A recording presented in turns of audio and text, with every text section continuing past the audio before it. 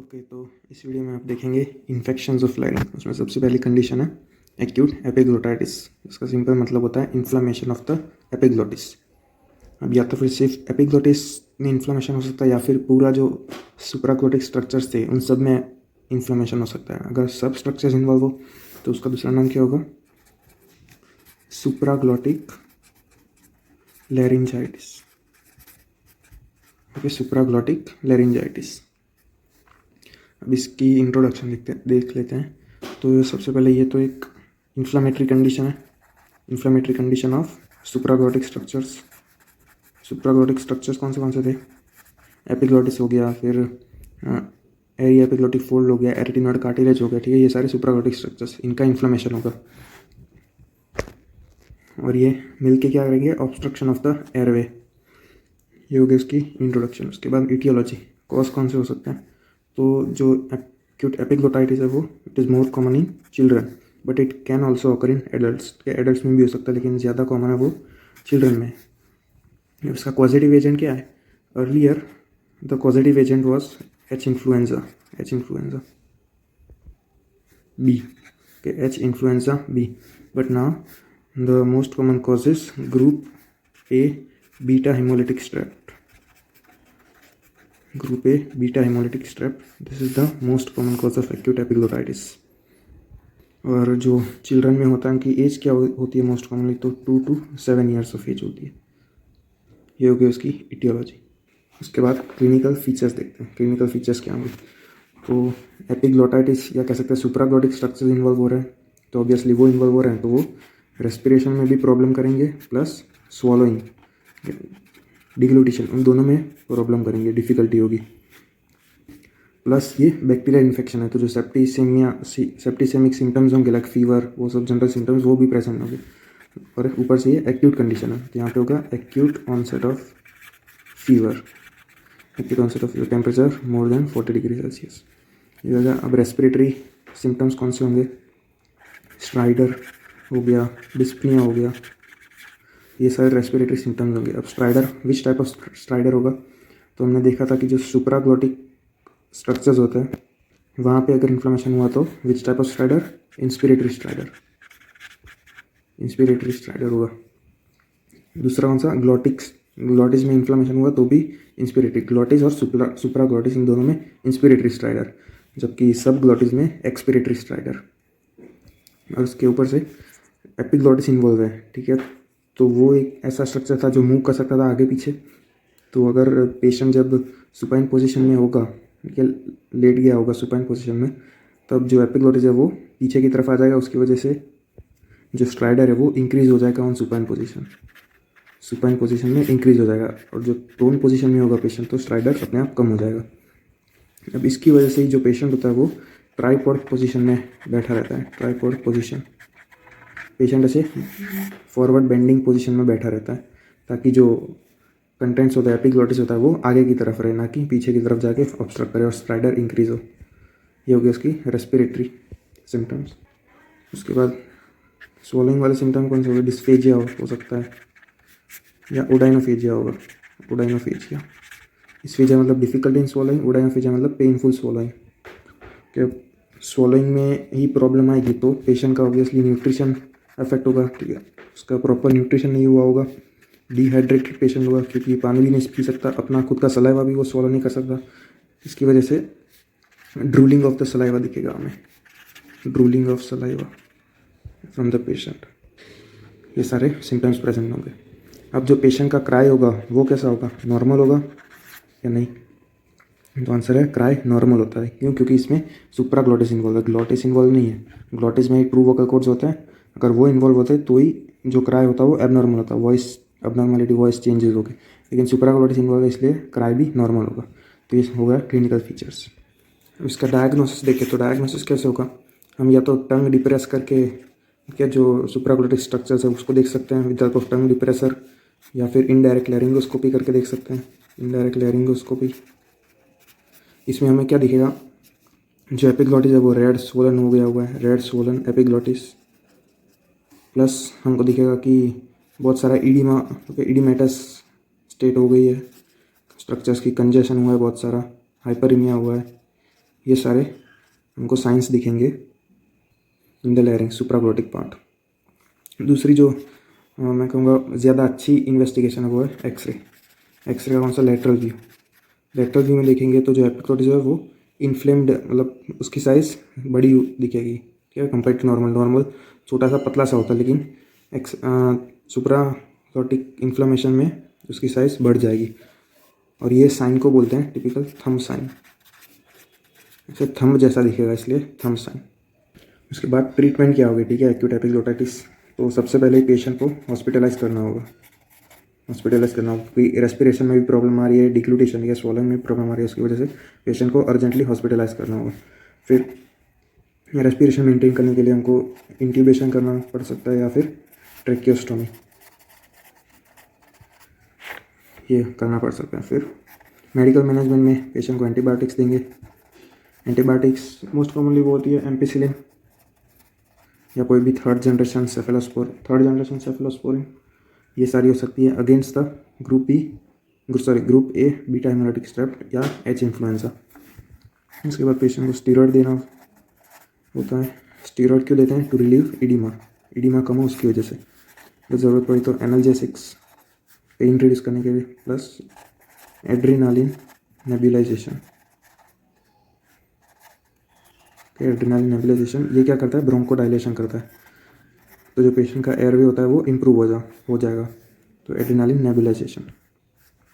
दूसरी बात कि जो पेशेंट को खाना खाने में वो प्रॉब्लम हो रही थी, ओडाइनोफेजिया हो रहा था, उसकी वजह से जो पेशेंट डिहाइड्रेटेड होगा, उसका न्यूट्रिशन सफ़र कर रहा होगा, उसकी वजह से पेशेंट को आईवी फ्लूइड्स ये भी देना होगा to maintain adequate hydration and nutrition. Steroid रहेगा। स्टीरॉयड कौन कौन सा दे सकते हैं? हाइड्रोकॉर्टिसोन या डेक्सामिथाजोन, ये सारे दे सकते हैं विच कैन रिलीव एडिमा। ये हो गई treatment of acute epiglottitis. Okay, ये इमेज एंडोस्कोपिक इमेज है ऑफ नॉर्मल लैरिंग्स और ये एपिग्लोटाइटिस हुआ हुआ है, ठीक है। यहाँ पे देख सकते हो एपिग्लोटिस नॉर्मल स्ट्रक्चर कैसा है, यहाँ पे इन्फ्लेमेशन ऑफ एपिग्लोटाइटिस हुआ हुआ है, अलॉन्ग विथ जो अदर सुप्राग्लोटिक स्ट्रक्चर्स थे like aryepiglottic fold, arytenoid cartilage, उन सब का भी इन्फ्लेमेशन होगा। और ये है normal X-ray of the larynx, ठीक है, एपिग्लोटिस का। ये छोटा सा पतला सा पोर्शन दिख रहा है, ये है एपिग्लोटिस, ठीक है, दिखने में बहुत नैरो साइज़ का है। ये था नॉर्मल व्यू, नॉर्मल एक्सरे। और ये हो गया एपिग्लोटाइटिस वाला एक्सरे। ये यहाँ पे इन्फ्लेमेशन हुआ एपिग्लोटाइटिस का, थंब साइन जिसको बोल रहे थे, थंब जैसा दिख रहा है इसलिए नाम दिया है थंब साइन। ये एक दूसरी इमेज है, ये नॉर्मल लैरिंग्स है, ये एक्यूट एपिग्लोटाइटिस, ये एक्सरे थंब साइन, ठीक है, यहाँ पे प्रेजेंट है। ज़्यादा इन्फ्लेम्ड कुछ साइज़ बड़ी दिख रही है, ठीक है, एपिग्लोटिस की। ये हो गई उसकी एक्सरे फाइंडिंग। और ये जो फाइंडिंग्स है वो हम देख सकते हैं बाय इनडायरेक्ट लैरिंगोस्कोपी। उसके बाद क्लिनिकल फीचर्स था ट्राइपॉड पोजीशन, ठीक है, जो चाइल्ड होता है वो बेंडिंग फॉरवर्ड पोजीशन में बैठता है, which is known as tripod position. आगे प्रोन होके बैठता है वो, ताकि जो एपिग्लोटिस है वो पीछे की तरफ ना आए और जो रेस्पिरेशन उसको ब्लॉक ना करे, तो ये ट्राइपॉड पोजीशन। ओके, तो दूसरी condition in the infection of larynx it is acute laryngotracheal bronchitis. नाम में इतना सब कुछ है क्योंकि इसमें होगा इन्फ्लेमेशन ऑफ लैरिंग्स, ट्रेकिया और ब्रोंकाई। अब ये रीजन कौन सा इन्वॉल्व होगा? Subglottic region in laryngeal cavity. जो लैरिंग्स का लोअर मोस्ट पार्ट होता है, लोअर मोस्ट रीजन होता है, सब ग्लॉटिक एरिया, वहाँ पे इन्फ्लेमेशन होगा along with some of the respiratory structure inflammation like trachea and bronchi. It is more common than acute epiglottitis, जो हमने अभी देखा, it is more common than acute epiglottitis। ये हो गई इसकी इंट्रोडक्शन। उसके बाद इटियोलॉजी, तो जो एक्यूट एपिग्लोटाइटिस था वो बैक्टीरियल इन्फेक्शन की वजह से होता था, लेकिन ये वायरल इन्फेक्शन की वजह से होता है। कि वायरल इन्फेक्शन कौन सा? Para influenza virus type 1 and 2। ये virus para influenza virus type 1 and 2, इसकी वजह से होता है एक्यूट लैरिंगोट्रेकियल ब्रोंकाइटिस। लैरिंगोट्रेकियल ब्रोंकाइटिस का एक दूसरा नाम है, वो है क्रूप, ये याद रखना। ये हो गई उसकी इटियोलॉजी। अब चिल्ड्रन में ही होता है ये भी मोस्ट कॉमनली, लेकिन एज यहाँ पे अलग होगी। एज वहाँ पे कौन सी थी? 2 to 7 ईयर, यहाँ पे होगी 6 months to 3 years। 6 months to 3 years as होगी पेशेंट चाइल्ड की। उसके बाद यहाँ पे मेल चिल्ड्रन ज़्यादा अफेक्ट होता है कंपेयर टू फीमेल। अब सबसे पहले वायरल इन्फेक्शन होने के बाद सेकेंडरी बैक्टीरियल इन्फेक्शन तो हो सकता है बाय यानी ग्राम पॉजिटिव कोकाई, ठीक है, कोई भी बैक्टीरिया से सेकेंडरी बैक्टीरियल इन्फेक्शन हो सकता है। ये होगी इसकी इटियोलॉजी। इसकी पैथोलॉजी देखते हैं। पैथोलॉजी में क्या होगा, सबग्लॉटिक एरिया इन्वॉल्व है। ओके, तो वहाँ जो सबग्लॉटिक एरिया है वहाँ के जो स्ट्रक्चर्स है उनका इन्फ्लेमेशन होगा या फिर कह सकते हैं स्वेलिंग होगी। तो इस तरीके से ये रेस्पिरेटरी ऑब्स्ट्रक्शन करेंगे, स्वेलिंग की वजह से रेस्पिरेटरी ऑब्स्ट्रक्शन होगा। दूसरा, वायरल इन्फेक्शन की वजह से थिक सिक्रीशन प्रेजेंट होगा, ठीक है, इन द सबग्लॉटिक एरिया, और ये सिक्रीशन की वजह से क्रस्टिंग होगी, क्रस्ट डेवलप होंगे, और ये भी कंट्रीब्यूट करेंगे इन द रेस्पिरेटरी ऑब्स्ट्रक्शन। ये होगी इसकी पैथोलॉजी। सबसे पहले swelling of the structures in subglottic area which is accompanied by thick secretions which lead to crusting, और ये सब मिलके लीड टू रेस्पिरेटरी ऑब्स्ट्रक्शन। अब इसके क्लिनिकल फीचर्स देखते हैं। क्लिनिकल फीचर्स में ऑब्वियसली रेस्पिरेटरी ऑब्स्ट्रक्शन है तो उसकी जैसे रेस्पिरेटरी प्रॉब्लम आएगी रेस्पिरेशन में, तो हो सकता है डिस्पनिया होगा, स्ट्राइडर होगा। अब ये सबग्लॉटिक रीजन में है इसलिए stridor, which type of stridor होगा, वो होगा biphasic stridor in the subglottic reason.